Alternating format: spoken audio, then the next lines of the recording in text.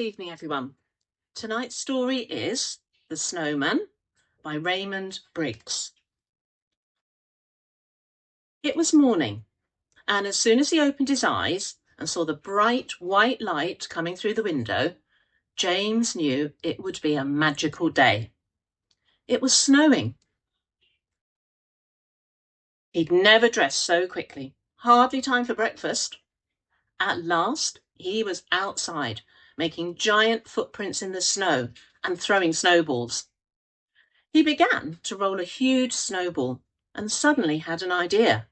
The best thing to do would be to make a snowman. A big body, a quick lunch, no time to stop, a big round head, hole eyes, tangerine nose, a hat and scarf, and last of all, James drew a mouth with his finger. His snowman was finished. His snowman was smiling. Soon it was time for bed. But it's hard to sleep when you're thinking of a snowman outside, all alone. James got up and went out into the night. The day had been special, but this was magical. The snowman waved, raised his hat, and walked towards the house. James took the snowman's hand and they went indoors. Ordinary snowmen never go indoors, but this snowman wanted to see everything. The fridge was best. It was cold, just how snowmen like it. Upstairs, Mum and Dad were fast asleep. The snowman tried everything, including Mum's perfume, which nearly made him sneeze. The snowman danced to a music box and played with James's toys. Mum and Dad didn't wake up. Back outside, they rode through the fields and forests on Dad's motorbike. But the snowman needed to get cold, and the motorbike made his legs very hot.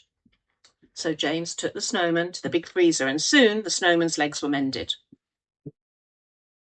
Then suddenly the snowman stopped, smiling, and listened. What could he hear? Was he remembering something? Then he began to run across the snow. James ran with him.